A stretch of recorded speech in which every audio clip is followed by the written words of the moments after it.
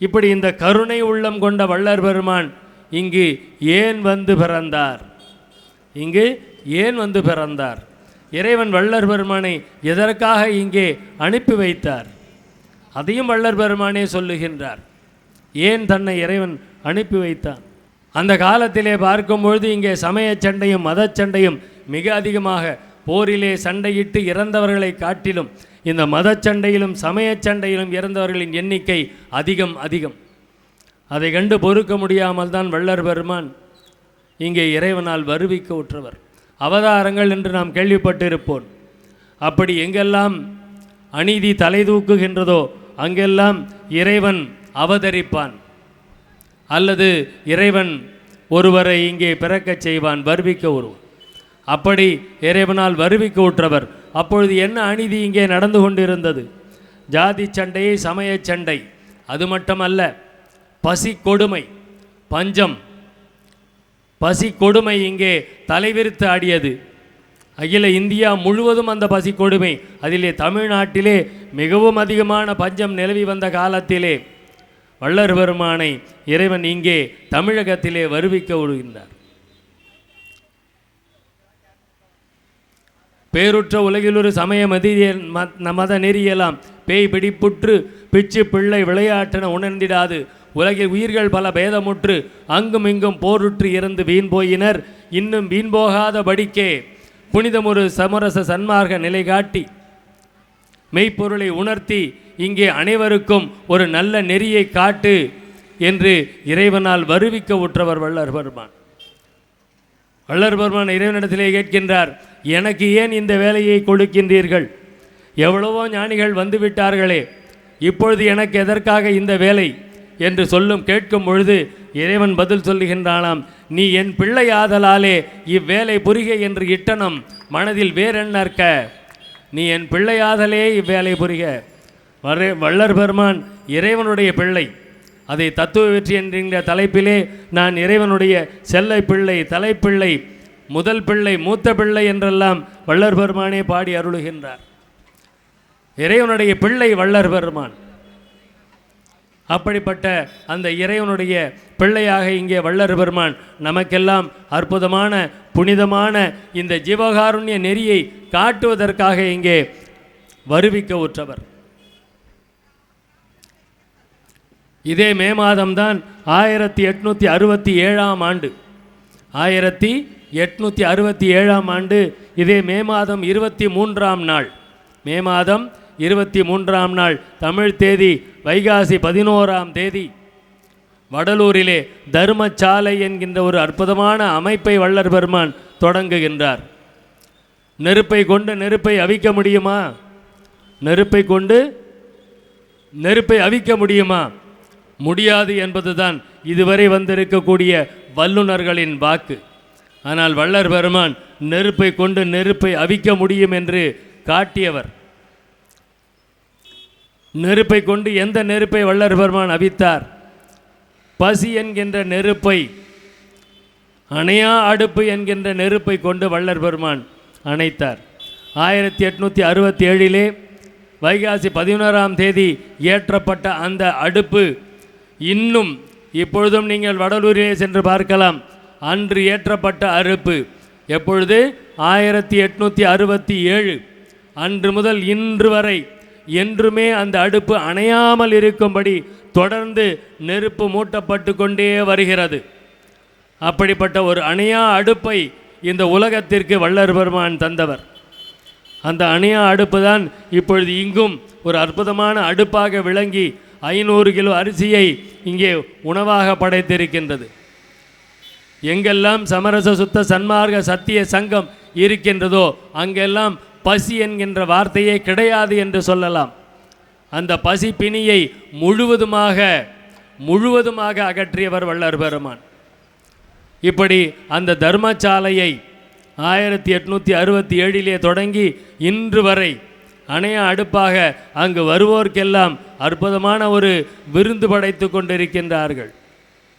அது மட்டுமல்லாமல் சன்மார்க்க சங்கத்தவர்களுடைய மனதிலே புகுந்து இப்படிப்பட்ட ஒரு அருள் காட்சியை, இப்படிப்பட்ட ஒரு ஜீவகாருண்ய செய்கையை ஒவ்வொரு இடத்திலும் பல ஆயிரக்கணக்கான இடங்களிலே தினமும் தினசரி நித்திய அன்னதானம் நடந்து கொண்டே இருக்கிறது.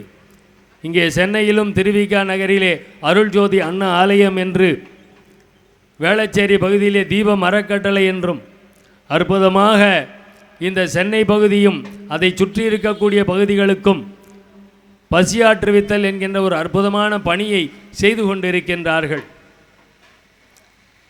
அப்படிப்பட்ட ஒரு மாதம் இந்த ஜீவகாருண்ய மாதம்.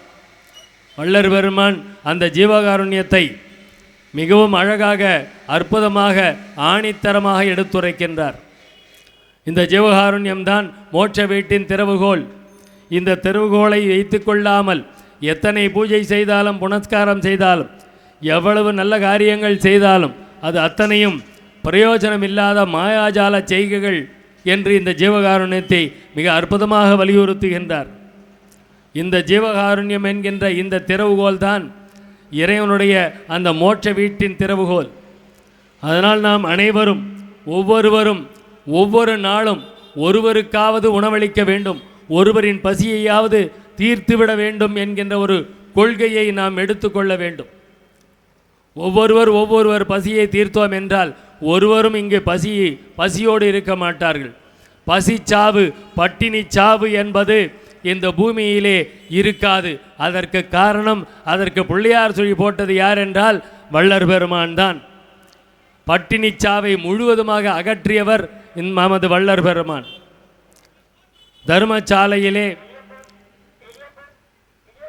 தர்மசாலையிலே காலையும் மதியமும் இரவும் வருவோர்க்கெல்லாம் அவன் என்ன ஜாதி, எந்த மதம், எந்த மொழி, எந்த தேசம், என்ன இனம், எந்த குலம் என்று பாராமல் யாராக இருந்தாலும் அவர்களுடைய பசியை தீர்க்க வேண்டும் என்று கட்டளையிட்டு அற்புதமாக அந்த தர்மசாலை நடந்து கொண்டிருக்கிறது. அப்படிப்பட்ட அற்புதமான மாதத்திலே, இங்கே இந்த சித்திரை மாதத்திலே வள்ளல் பெருமான் இங்கே இந்த அயனாவரம் பகுதியிலே அந்த தர்ம விடயத்தை இங்கே நடத்தி காட்டி கொண்டிருக்கின்றார். வள்ளல் பெருமான் அந்த கருங்குயிலே இருக்கும் பொழுது 1865 சங்கம் தொடங்கினார். 1867 தர்மசாலை தொடங்குகின்றார். இது மட்டும் மக்களுக்கு போதுமா? இது மட்டும் மக்களுக்கு போதுமா? மக்கள் எப்படி இருக்கின்றார்கள்? இவர்களுக்கு ஒரு ஞானத்தை வழங்க வேண்டும்.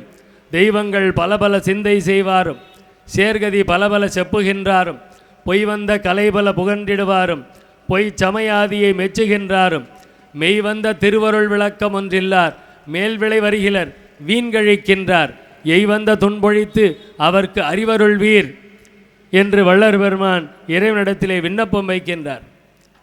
இங்கே தெய்வங்கள் பல பல, என்னுடைய தெய்வம், உன்னுடைய தெய்வம், இதுதான் தெய்வம் என்று லட்சக்கணக்கான தெய்வங்களை ஏற்படுத்தி வைத்திருக்கின்றோம். அத்துணை தெய்வங்களும் ஒன்றைத்தான் சொல்லுகின்றன, அதுதான் பரம்பொருள். அந்த பரம்பொருளைத்தான் ஒவ்வொருவரும் ஒவ்வொரு பெயராக சொல்லிக்கொண்டு இருக்கிறார்கள். இந்த உண்மை தெரியாது எனது தெய்வம் எனது தெய்வம் என்று பறைசாற்றி கொண்டிருக்கின்றீர்களே. அந்த தெய்வம் எல்லாம் சிற்சபையில் விளங்குகின்ற தெய்வம் அதே தெய்வம் என்று வள்ளல் பெருமான் பாடுகின்றார். தெய்வத்தை வள்ளல் பெருமான் இரண்டாக சொல்லுகின்றார், ஒன்று புறத்திலும் ஒன்று அகத்திலும். புறத்திலே இந்த பரந்த வெளியைத்தான் வள்ளல் பெருமான் தெய்வமாக சொல்லுகின்றார். பரவெளி, சிவவெளி, பெருவெளி என்று சொல்லுகின்றார். அகத்திலே ஆன்மாவே சபையாகவும் அதன் உள்ளொளியே பதியாகவும் கண்டு வணங்க வேண்டும் என்று சொல்லுகின்றார். புறத்திலே வெளியையும் அகத்திலே உள் ஒளியையும் தெய்வம் என்று நமக்கு எடுத்து காட்டுகின்றார். அதற்காகத்தான் வள்ளல் பெருமான் இங்கு அவதரித்தார். அகத்தே கருத்து புறத்து வெளுத்திருந்த உலகர் அனைவரையும் ஜகத்தே திருத்தி அவரும் சன்மார்க்க பயன்பெற்றிட இந்த யுகத்தே இறைவன் வருவிக்க உற்றேன், அருளை பெற்றேனே என்று பாடுகின்றார். இறைவன் வள்ளல் பெருமான் சொல்லுகின்றார், அஞ்சலை நீ ஒரு சிறிதும் மகனே, அருட்பெரும் ஜோதியை அளித்தனம் உமக்கே, துஞ்சிய மாந்தரை எழுப்புக, நலமே சூழ்ந்த சன்மார்க்க சங்கத்தில் செலுத்துக என்று பாடுகின்றார். அப்படிப்பட்ட வள்ளல் பெருமான் இங்கே இந்த அயனாவரம் பகுதியிலே இன்று அந்த அற்புதமான நிகழ்வை நடத்தி கொண்டிருக்கிறார். ஜீவகாருண்யம்னா என்னங்க? ஜீவகாருண்யம்னா என்ன? ஒருவருடைய குறையை தீர்ப்பது. இப்போல்லாம் நிறைய மருத்துவமனைகள், அதிகமாக மருத்துவமனைகள். அதற்கு என்ன காரணம்? அதிகமான மருத்துவமனைகளுக்கு என்ன காரணம்? அதிகமான உணவு விடுதிகள். அது எப்படிப்பட்ட உணவு? நம்ம எல்லோரும் வேகமான ஒரு வாழ்க்கையை வாழ்ந்துட்டு இருக்கோம். இப்போ கூட இங்கே பாருங்கள், யாருக்காவது இங்கே நின்று ஒரு 5 நிமிஷம் கேட்கலான்னு தோணுமா? தோணாது. ஏன்னா வேகமான வாழ்க்கை. நமக்கு நேரம் கிடையாது, நமக்கு நேரம் கிடையாது. போயிட்டே இருக்கணும், ஓடிக்கிட்டே இருக்கணும். ஐயா சொல்கிறாரு, ஓடுகின்றனன் கதிரவன் அவன் பின் ஓடுகின்றன ஒவ்வொரு நாளாய். ஓடிட்டே இருக்கு, நாமளும் அது கூட ஓடிக்கிட்டே இருக்கிறோம். Race race race race. யாரை ஜெயிக்கிறதுக்கு ஓடுறோன்னு தெரியல, ஓடுறோம் ஓடுறோம் ஓடிக்கிட்டே இருக்கிறோம். வள்ளல் பெருமான் சொல்கிறார், எதை பார்த்து எதை நோக்கி போய்கிட்டு இருக்கிறீங்கப்பா? காலம் போய்கிட்டே இருக்கே, என்ன பண்ணிகிட்டு இருக்கீங்க? இதுவரை இருந்தது போல் இனியும் வீண் காலம் கழித்து கொண்டிராதீர்கள் அப்படின்னு குரல் கொடுக்குறார். இதுவரை இருந்தது போல் இனியும் வீண் காலம் கழித்து கொண்டிராதீர்கள்னு குரல் கொடுக்குறார். அப்போ எதுயா இங்கே தர்மம், எது ஜீவகாருண்யம்? நம்மளுடைய அர்ஜுனனுக்கு ரொம்ப பெரிய சந்தேகம். நம்மளும் தான் ஜீவகாருண்யம் பண்ணினே இருக்கோம், எடுத்து கொடுத்துக்கிட்டே இருக்கிறோம். ஆனால் எப்போ பாரு கருணை அப்படின்னா உடனே கர்ணனையே சொல்லிகிட்டு இருக்கிறாங்களே. அப்படி என்னையா கர்ணன் பெருசாக செஞ்சிட்டான் என்னை விட அதிகமாக அப்படின்னு சந்தேகம் வந்துருச்சு. கிருஷ்ணகிட்ட கேட்குறார், என்னை விட கர்ணன் வந்து ரொம்ப பெரிய கருணையா அப்படின்னு கேட்குறாரு. அப்போ கிருஷ்ணன் கொஞ்சம் வாப்பா அப்படின்னு சொல்லி அர்ஜுனனை கூட்டிகிட்டு போகிறாரு. எதிர்க்க ஒரு தங்க மலையை உருவாக்குறார். ஒரு மலை இருக்குது, அது மொத்தமும் தங்கமாக்கிட்டார். தங்கமாக்கிட்டு, அர்ஜுனா, இன்று பொழுது சாய்வதற்குள் இந்த தங்க மலையை நீ அன்னதானம் செய்ய வேண்டும், தங்க மலையை தானம் செய்ய வேண்டும். உடனே அர்ஜுனன், அதுக்கு என்ன அப்படின்னு சொல்லி உடனே உள்ள அரண்மனைக்கு போய் தண்டோரா போட சொல்கிறான். ஊர் ஊராக தண்டோரா போடுங்க, அர்ஜுனன் தங்க மலையை வெட்டி கொடுக்க போகிறான், யார் வேணாலும் வந்து வாங்கிக்கலாம் அப்படின்னு தண்டோரா போடுங்கன்னா. எல்லோரும் வரிசையாக போய் நிற்கிறாங்க. அர்ஜுனன் அப்படியே எல்லோரும் வந்துட்டாங்களா அப்படின்னு கேட்டுட்டு போயிட்டு அந்த தங்க மலையை வெட்டி வெட்டி ஒருத்தராக கொடுக்குறே இருக்கிறான். அப்படியே காலையிலேருந்து கொடுத்துட்டே இருக்கிறான். சாயங்காலம் ஆகுது, தங்க மலை குறைஞ்ச பாடு இல்லை. இவன் வெட்ட வெட்ட அது வளர்ந்துக்கிட்டே இருக்குது, குறையவே இல்லை. அர்ஜுனனுக்கே முடியல, தங்க மலையை வெட்டி வெட்டி ஒன்றும் பண்ண முடியல. இது என்னப்பா அப்படின்னா, கிருஷ்ணன் வந்து கொஞ்சம் இரு அப்படின்னு சொல்லிட்டு கர்ணனை கூப்பிட்றான். கர்ணா, இந்த தங்க மலையை நீ தானம் பண்ணணும், பொழுது சாயறதுக்குள்ளே தானம் பண்ணணும். கர்ணன் வந்து, மக்களே இங்கே தங்கமலை இருக்கிறது எடுத்துக்கொள்ளுங்கள் அப்படின்னு சொல்லிட்டு போயிட்டான். அவ்வளோதான். மக்களே இங்கே தங்கமலை இருக்கிறது எடுத்துக்கொள்ளுங்கள் அப்படின்னு திரும்பியே பார்க்கல, ஆம்பாடு போயிட்டான். அர்ஜுனன் என்ன பண்ணான்? அப்போ எது இங்கே தர்மம்? பலனை எதிர்பார்க்காது, புகழை எதிர்பார்க்காது. அர்ஜுனன் வெட்டி வெட்டி போட்டான், எல்லாரும் தன்னை புகழ்வாங்க அப்படின்னு. கர்ணன் என்ன பண்ணான்? இங்கே தங்கமலை இருக்குது எடுத்துக்கங்கன்னு போயிட்டான். அதுதான் தர்மம். இதே மாதிரி இன்னொரு நேரத்தில் ஒரு பிரச்சனை வந்துச்சு. சரியான மழை. அங்கே இருக்கக்கூடிய புரோகிதர்கள் அவங்கெல்லாம் வந்து யாகம் வளர்க்குறாங்க. யாகம் வளர்க்குறதுக்கு மரம் இல்லை, எல்லாம் நனைஞ்சு போச்சு. தர்மர்கிட்ட போய் கேட்குறாங்க, ஐயா இந்த மாதிரி மரம்லாம் நனைஞ்சு போச்சு மழையில், ஆனால் இப்போவே உடனே யாகம் நடத்தணும், ஏதாவது உதவி பண்ணுங்கன்னு. தர்மர் உடனே பக்கத்தில் இருக்கக்கூடிய அரண்மனை இருக்கக்கூடிய சந்தன மரம் எல்லாத்தையும் வெட்டி எடுத்து கொடுக்குறார். எல்லாரும் அதை வாங்கிக்கிட்டாங்க. தர்மருக்கு ரொம்ப சந்தோஷம், சந்தன மரத்தையே நம்ம கொடுத்துட்டோமே அப்படின்னு. மழை பெஞ்சுன்னு இருக்குது இல்லை, சந்தன மரம் மட்டும் நான் நினையாமையாக இருக்கும். எல்லாம் வாங்கினவங்களாம் அப்படியே திரு திருன்னு முழிச்சிக்கிட்டு இருக்கிறாங்க. அப்புறம் அப்படியே போய் கர்ணன்கிட்ட கேட்குறாங்க, ஐயா இந்த மாதிரி யாகம் வளர்க்கணும், மழையினால் மரம்லாம் நனைஞ்சு போச்சு, என்ன பண்ணுறதுன்னு. கர்ணன் இவ்வளோ தானே விஷயம் அப்படின்னு கோடாளி எடுத்தான். அரண்மனையில் இருக்கக்கூடிய கதவு ஜன்னல் எல்லாத்தையும் வெட்டி சாச்சான். எல்லாம் சந்தன மரத்தில் செஞ்சது. கதவு ஜன்னல் எல்லாத்தையும் வெட்டி சாச்சி எடுத்துகிட்டு போங்க, இது நனையில, இது உங்களுடைய யாகத்துக்கு பயன்படும்னா. அப்போ எது தர்மம்? பார்க்கணும், நம்ம யோசிக்கணும். தர்மம் பண்ணும்போது கூட யோசிக்கணும். இன்னொரு விஷயம், ஒரு அம்மா வாசலில் ஒரு அம்மா வந்து தாயே அப்படின்னு கேட்குறாங்க. அந்த வீட்டு அம்மா உடனே அந்த பிள்ளையை கூப்பிடுது, தன்னுடைய பொண்ணை கூப்பிடுது, அம்மா இங்கே வா. அந்த பொண்ணு ஓடி வருது, விளையாடிட்டு இருக்கிற குழந்தை ஓடி வருது. அந்த குழந்தை கையில் அரிசியை கொடுத்து அந்த அம்மாவுக்கு அரிசியை போடு அப்படிங்கிறாங்க. அந்த குழந்தை தங்கையால் அரிசியை வாடி அந்த அம்மாவுக்கு போடுது. அந்த அம்மா வாங்கிட்டு அடுத்த வீட்டுக்கு போகிறாங்க. இதை பக்கத்து வீட்டுக்காரம்மா பார்த்துக்கிட்டே இருக்கிறாங்க. அந்த வீட்டுக்கு போய் அந்த அம்மா அம்மான்னு கேட்குது. உடனே அவங்களும் தன்னோட பொண்ணை கூப்பிட்றாங்க. என்ன நீ மட்டும்தான் உன் பொண்ணை கூப்பிட்டு அரிசி போடுவியா? நானும் போடுவேனே. பொண்ணை கூப்பிட்டு அரிசி போடு அப்படிங்கிறாங்க. அந்த பொண்ணு அதே மாதிரி அதுவும் கை நிறைய அரிசி வாரி போடுது. இப்படியே காலம் ஓடி போச்சு. அந்த 2 பெண்மணிகளும் இறந்துட்டாங்க. மேலே 2 பேருக்கும் சொர்க்கம் கிடச்சிது. அந்த முதல்ல போட்ட பெண்மணிக்கு சொர்க்கத்தில் முதல் நிலை கிடைக்குது. 2வது போட்ட பெண்மணிக்கு கடைசி நிலை தான் கிடைக்குது. அந்த 2வது போட்ட பெண்மணிக்கு கோபம். என்ன இது அநியாயமாக இருக்கே, என்ன அநியாயமாக இருக்கே, அந்த அம்மா எப்படி தானம் பண்ணாங்களோ அதே மாதிரி தானே நான் தானம் பண்ணேன். அவங்களுக்கு மட்டும் முதல் நிலை, எனக்கு மட்டும் கடைசியில் கொண்டு வந்து நிறுத்திருக்கீங்களே, என்ன நியாயம்? இங்கே கூட அநியாயம் தானா? அநியாய தீர்ப்பு தானா? நாட்டாம தீர்ப்பை மாற்றி சொல்லு அப்படிங்குது. அங்கே கடவுள் உட்காந்துட்டு அப்படி சிரிக்கிறார். அம்மா, அந்த முதல் பெண்மணியை கூப்பிட்டு, நீ ஏம்மா அரிசியை உன் பொண்ணை கூப்பிட்டு போட சொன்னேன்? அந்த அம்மா சொல்லுச்சு, இந்த மாதிரி இந்த தயாள குணம், இரக்க குணம் யாராவது வந்து கேட்டால் அவங்களுக்கு இல்லைன்னு சொல்லாமல் எடுத்து கொடுக்கக்கூடிய குணம் என் பெண்ணுக்கு வர வேண்டும் என்பதற்காக நான் என் பெண்ணிடத்திலே அந்த அரிசியை போடச் செய்தேன்.